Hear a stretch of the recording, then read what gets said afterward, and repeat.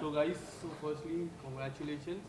गाना काफ़ी ब्यूटीफुल है। जैसा मैं आउटफिट के बारे में बता रहा था, it's give Sanjay Leela Bhansali type of set outfit, बाद में घोड़े से entry and it's trending. Ji tell us something about the outfit. किस तरह से कॉस्ट्यूम डिज़ाइनर, किस तरह से वो लोग देख रहे थे आउटफिट को, और आप लोग को जब पता चला you guys are wearing outfit, तो क्या था आपके मन में?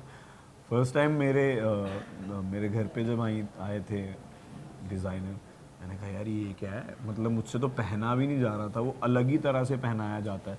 साइड से जिप मैंने आज तक नहीं लगाई थी, यहाँ से जिप लग रही है। मैंने कहा यार ये तो बहुत अलग था। और वो पिक्चर क्लिक कर देना आगे भेजने के लिए, मैंने कहा मेरे को भी करो। मैंने देखा, मैंने कहा यार ये कौन है, मतलब हार और पहना दिए प्रॉपर उन्होंने, वो पूरा शूज़ इतने बड़े बड़े पहना दिए। वो नीचे से पहना जाता था, वो ऊपर से भी नहीं पहना जाता था, सॉरी ऊपर से पहना जाता था, पूरा अटायर साथ में ही था। क्या बोलते हैं उसको जो अटैच्ड होता है? कफ्तान टाइप्स था इनके कपड़े। हाँ, तो बहुत अलग ही था। तो मैंने कहा यार अलग ही कुछ करने को मिल रहा है, और खुश थे हम लोग।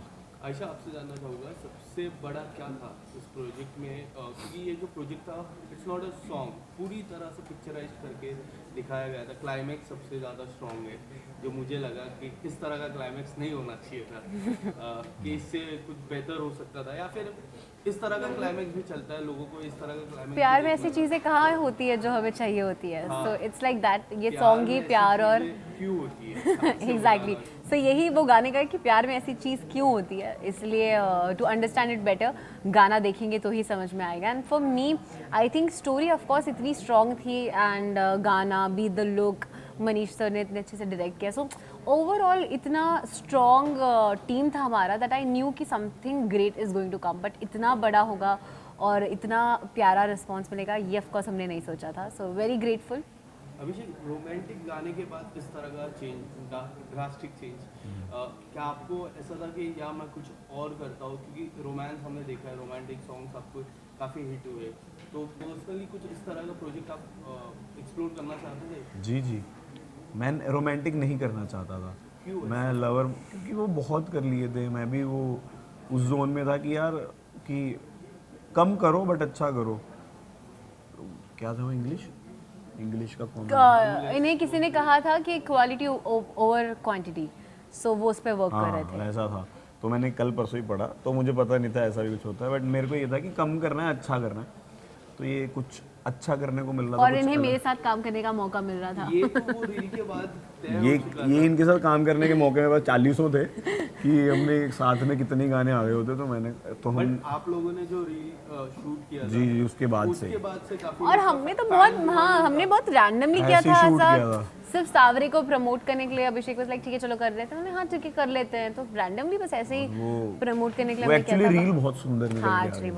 बहुत वो हमने सोचा ही नहीं था वो इतनी अच्छी एडिट भी होगी। मैंने कहा भाई, तो वो इसलिए वो वायरल हो गई, तो लोगों को लगा कि यार इन दोनों को साथ में लेना चाहिए। आई नो सुबह ही रिलीज हुआ, but in between the shoot आप लोग चेक करते हो? मैंने एक भी बार नहीं देखा। मैंने अभी जस्ट देखा था। जी। अभिषेक, तो आपसे सवाल रहेगा कि किस तरह के रिस्पॉन्स लोगों की तरफ से मिले? जी, मैं तो कमेंट्स पढ़ रहा था, सब पॉजिटिव कमेंट्स हैं, अच्छे कमेंट्स हैं, और ट्रेंडिंग पे चल रहा है, ट्रेंडिंग नंबर 5 पे आ गया है, और सबको पसंद आ रहा है।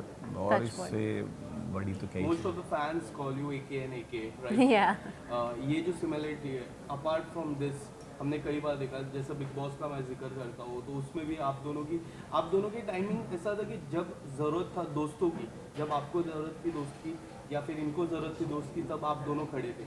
तभी से वो जो कोलैब दिखा कि इस तरह की प्रेजेंटेज जब रियल लाइफ में होगी तो वो अच्छी लगेगी। उस टाइम से अब तक किस तरह से आप लोगों की बॉन्डिंग है? आई थिंक बॉन्ड से स्ट्रॉन्ग ही हुआ है दिन ब दिन। आई थिंक घर के अंदर तो हमें क्या ही समझ में आता है कि अच्छा बाहर किसको क्या पसंद आ रहा होगा या क्या हो रहा होगा, उसका आपको कोई आइडिया नहीं होता है। वो जो नेचुरली और ऑर्गेनिकली जो चीज़ें होती हैं वो होती हैं, बट बाहर आने के बाद पता चला कि अच्छा लोगों को पसंद भी आए हैं साथ में, एंड बाकी चीज़ें। एंड बाहर आने के बाद जो हमने जो टाइम स्पेंड किया उसमें, तो you get to know each other अच्छे से, और कि अच्छा कैमरा था सिर्फ इसलिए ऐसे नहीं है, हम एक्चुअली ऐसे ही हैं, तो वो वाली चीज़ हो जाती है। क्या होता है बिग बॉस के घर पे भी, हम कैमरा है इसके लिए नहीं, क्योंकि रियल दिखता है, रियल ही होता है। जब इनको जरूरत थी तब आप थे, आपको जरूरत थी तब ये थे। अभिषेक, आपका क्या टेक है इस पे? जी इनकी साइड से ज़्यादा था हमेशा से, मेरी साइड से थोड़ा कम था हमेशा। पर बाहर आके हमारा बॉन्ड बहुत ज़्यादा स्ट्रॉन्ग हो गया। मैंने देखा जब मैं स्टेज पे खड़ा था तो मेरी मम्मा का हाथ पकड़ के बैठी थी, कोई बात नहीं, जीत जाएगा बेटा आपका। तो वहीं से दिख रहा था कि एक बॉन्ड है हम दोनों का, फ्रेंडशिप वाला। तो बाहर भी वो कंटिन्यू रहा। हमने रील बनाई, हम घूमने फिरने गए, हमने गाना किया, और आपके साथ इंटरव्यू कर रहे हैं, वैसे मिलते रहते हैं। ईद पे मैं इनके घर पे गया तो ये मेरे मम्मा पापा से इतनी बातें करते, तो बॉन्ड स्ट्रॉन्ग ही होता जा रहा है। और अच्छा बॉन्ड है कि कुछ भी शेयर करना हो एक दूसरे के साथ शेयर कर सकते हैं, यार ऐसा फील हो रहा है, वैसा फील हो रहा है, तो वैसी एक फ्रेंडशिप होनी चाहिए जी। लास्ट इंटरव्यू में मैंने आपको पूछा था अभिषेक रानी कौन है, तो आपने एक नाम लिया था जो काफी वायरल हुआ। जी जी, इनके बारे में क्या कहना चाहोगे? ये महारानी है। क्यों ऐसा? ये महारानी है, गाने में नहीं देखा आपने? गाने में गाने में तो देखा हमने। गाने में मेरी महारानी बनी है, तो ये महारानी है। जाते जाते एक सवाल मैं पूछना चाहूँगा आप दोनों से। जैसे सेलिब्रिटीज रहता है, when we talk about something, कोई पर्टिकुलर टॉपिक के बारे में हम इंटरव्यू में बात कर लेते हैं, सोशल मीडिया से कुछ और तरीके से निकलती है वो टॉपिक और उसकी काफ़ी सारी रील्स बन जाती है। As a celebrity when you see that reel, so आपके मन में क्या चलते हैं? आयशा आपसे ये सवाल। Firstly, I would say I don't look at myself as a celebrity. I've not done anything in my life that I'm a celebrity. I'm just working hard to achieve my dreams. Inshallah, एक stage आएगा जब I will own it कि yeah, okay, now I am a celeb or I'm a star or whatever. I don't feel that I'm there yet. And secondly, it's about perception. किसी का गलत किसी का सही होता है, तो you never know कौन किस चीज़ को किस तरीके से ले रहे। So it's about perception and I think it's pretty much fine. मतलब you know आप क्या सोचते हो, और ज़रूरी नहीं है कि अगर मैं भी कोई चीज़ कभी कह रही हूँ तो मैं सही ही हूँ, मैं गलत भी हो सकती हूँ। So it's about perception. अगर मैं गलत बोल रही हूँ, अगर किसी को लग रहा है तो मे भी शायद मैं गलत हूँ। So it's about perception. Your take on that? क्या? कि अगर In इंटरव्यू आप कुछ बोलते हो, बाहर कुछ और आ जाता है, तो आपको क्या लगता है उस चीज़ के या बारे फिर कुछ और में कुछ और अलग एंगल बता दो, तो जी। उसके ऊपर क्या कहना चाहोगे? हाँ मतलब वो एक्सप्लेन करना पड़ जाता है। मैं तो कर ही देता हूँ कि भाई मेरा वो मतलब नहीं था, ये मतलब था। या जिनको जैसे मेरे जो एवेंजर्स जिनको मैं बोलता हूँ, उन हमने एक वो बनाया, ग्रुप बनाया, तो मैं उसमें एक वॉइस नोट ज़रूर डालता हूँ कि ये इस चीज़ के लिए आप बुरा मत मानो, या ये इस चीज़ के लिए। तो उनको समझाना मुझे लगता है मेरी रिस्पॉन्सिबिलिटी है कि आप समझो कि मैं क्यों कर रहा हूँ, क्यों ये चीज़ ज़रूरी है।